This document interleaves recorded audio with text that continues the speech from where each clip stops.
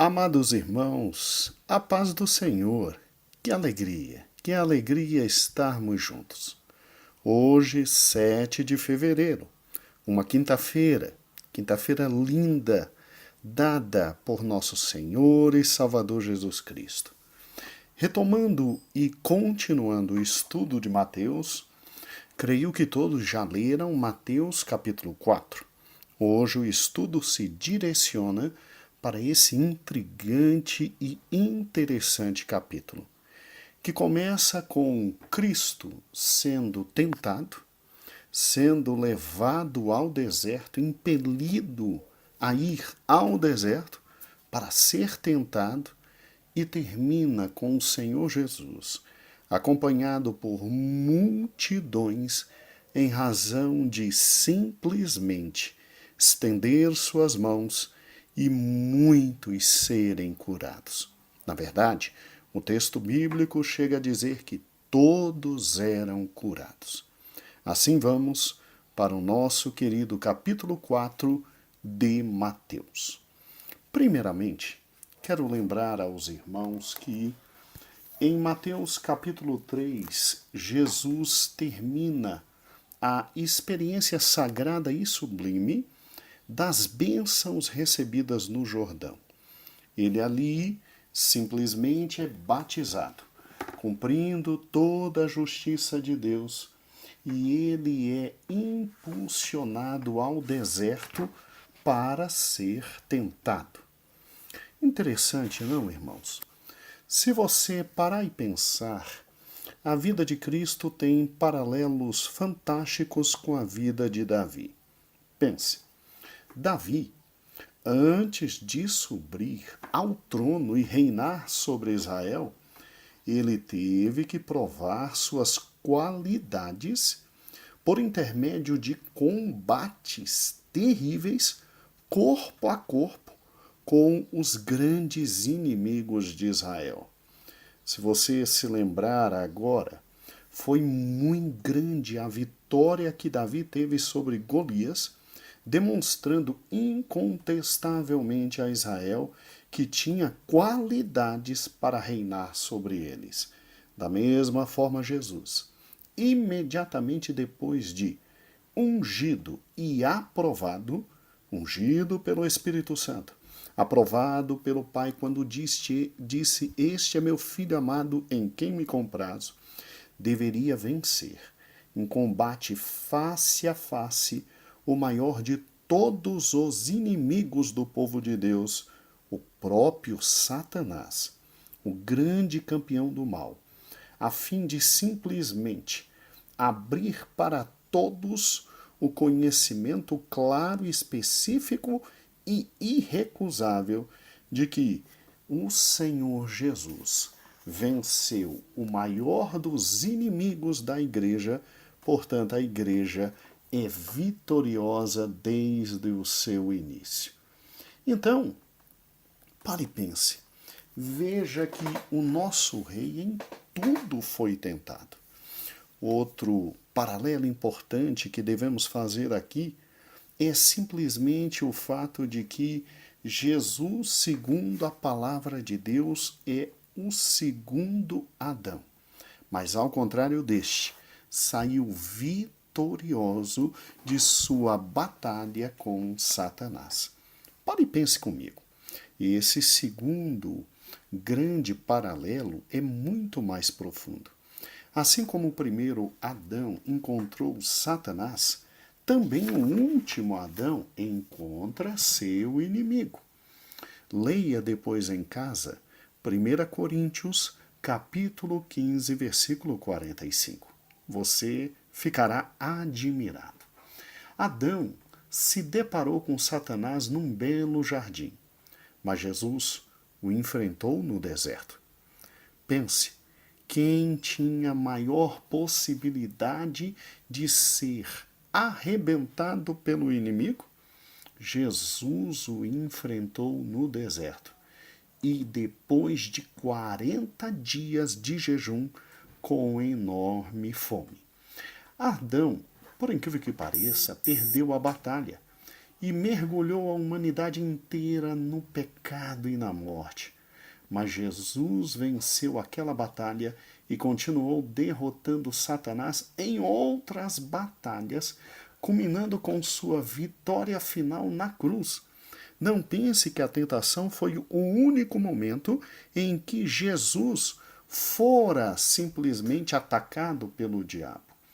Esta experiência da tentação preparou o nosso Cristo, o nosso Jesus, para ser o nosso sumo sacerdote. É importante observar que Jesus enfrentou o inimigo como homem, não como filho de Deus. Lembre-se que, em razão disso, ele conhece todas as dificuldades e necessidades de cada um de nós, podendo simplesmente nos dar a completa vitória e interceder agora diante do Pai por nós. Guarde uma coisa: o destino do mundo inteiro decidia e dependia do resultado da tentação do primeiro Adão no Éden. E infelizmente Adão caiu e todos nós nascemos com a natureza pecaminosa. Glória a Deus nas alturas. Desta vez, houve um segundo Adão, e o nosso futuro, que dependia do resultado da tentação do segundo Adão, foi garantido. Cristo, vencendo todas as tentações, nos abre o céu e nos abençoa com a vida eterna. Agora, olhe por gentileza para os 3 grandes momentos da tentação que está em Mateus capítulo 4. É interessante que na primeira tentação, que vai do versículo 1 até o versículo 4, você vê claramente que esta fala sobre, lá no fundo, o respeito ao amor e à vontade de Deus. Ou seja, ela diz respeito ao amor e à vontade de Deus. Uma vez que você é o filho amado de Deus, por que seu pai não o alimenta? Por que colocou você nesse deserto terrível?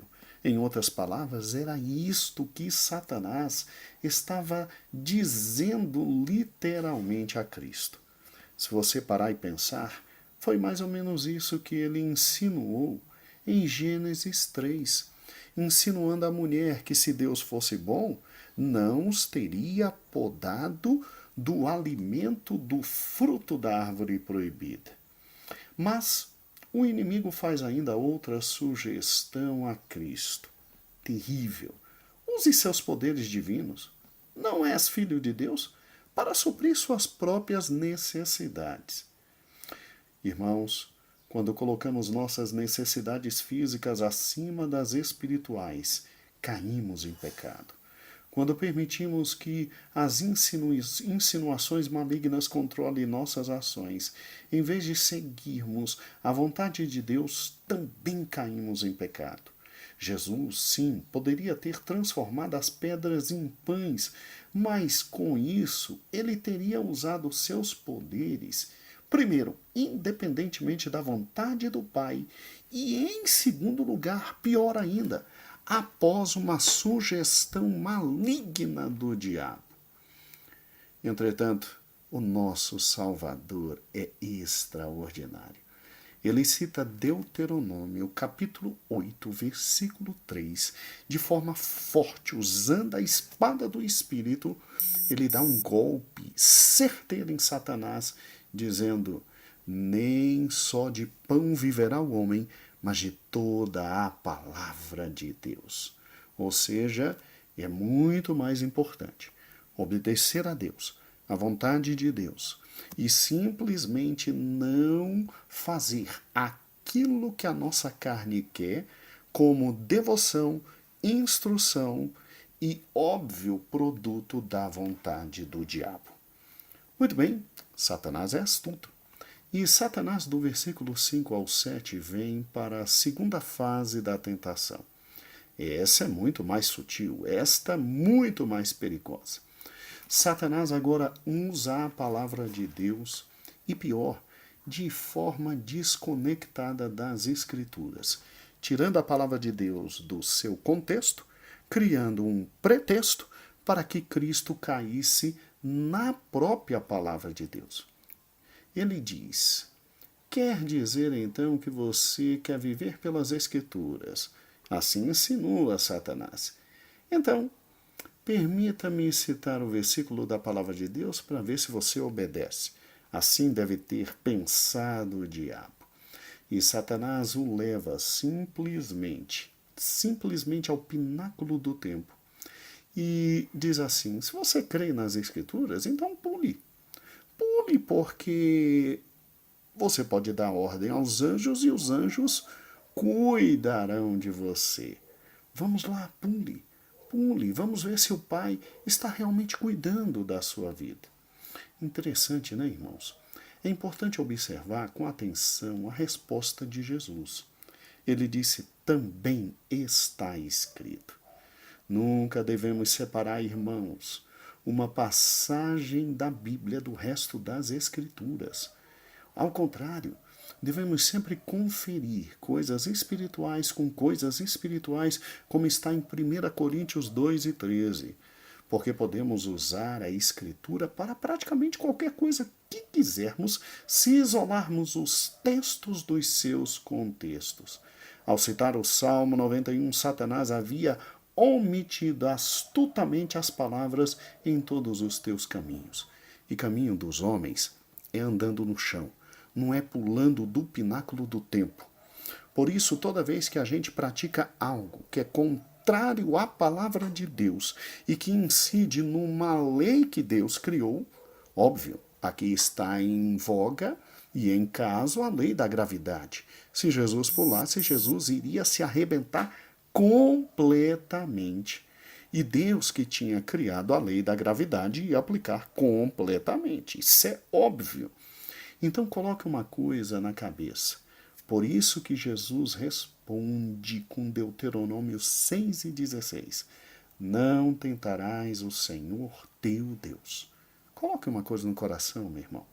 Tentar ao Senhor é simplesmente acreditar que possamos usar a palavra de Deus para nosso proveito em qualquer situação, independente de todas as leis que Deus criou e independente do texto aonde aquele versículo está.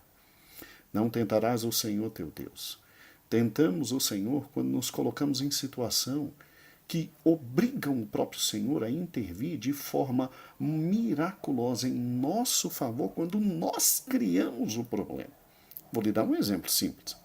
O diabético que se recusa a tomar insulina e diz que Jesus estará cuidando dele, ele está tentando o Senhor.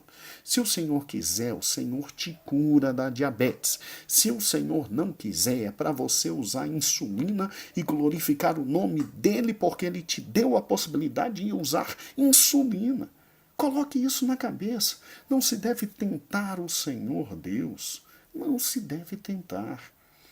E é essencial que cada cristão, a partir de hoje, coloque no seu coração: vou ler as Escrituras, vou ler as Escrituras. E nunca vou pegar um versículo isolado do seu contexto para não ser usado pelo diabo, porque o diabo é este que usa o texto fora do contexto para criar pretexto de de simplesmente errar, me perdoe, simplesmente errar na interpretação bíblica.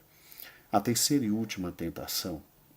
Nesta, Satanás oferece a Jesus um atalho para o seu reino.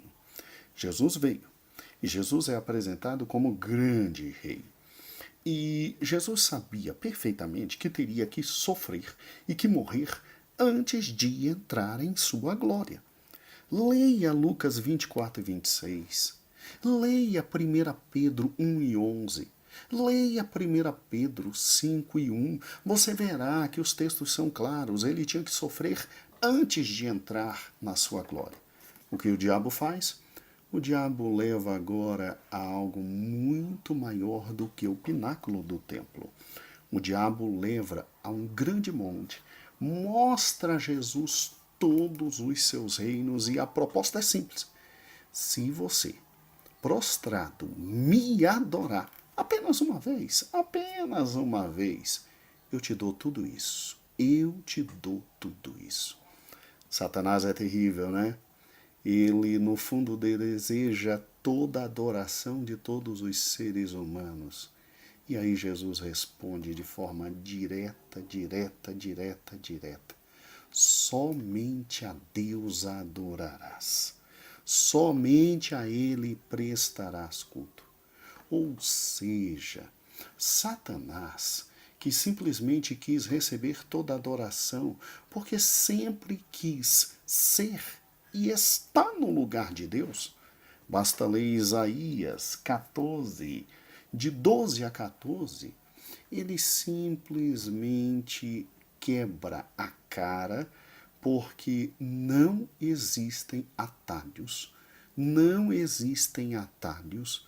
Deus é um único Deus e somente Ele pode ser adorado.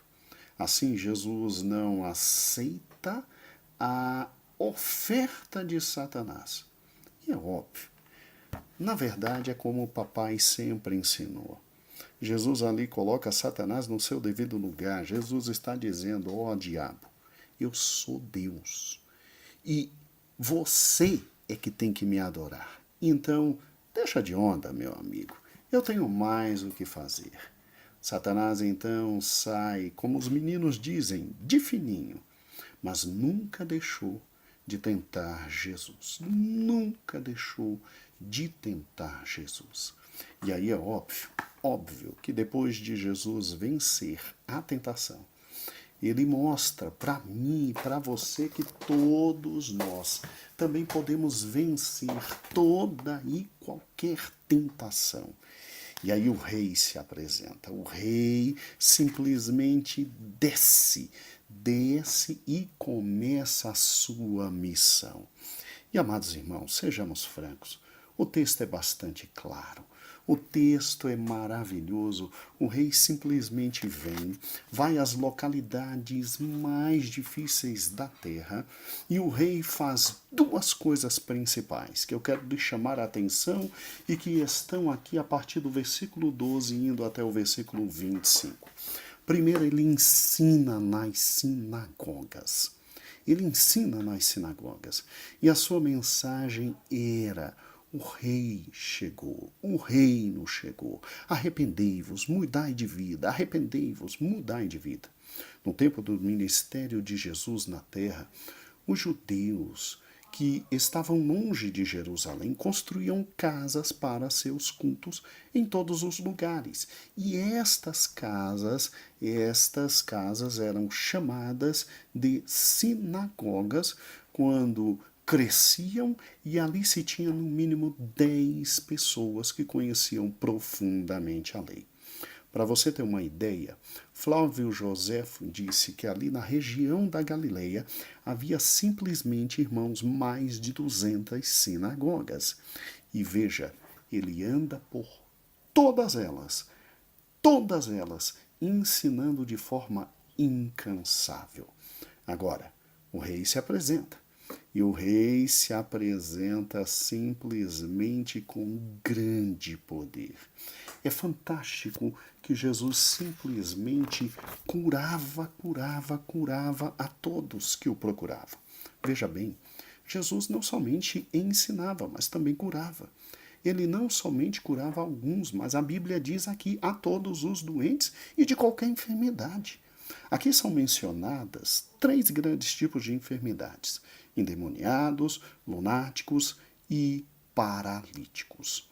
A paralisia é a maior fraqueza do corpo e Cristo teve domínio sobre ela.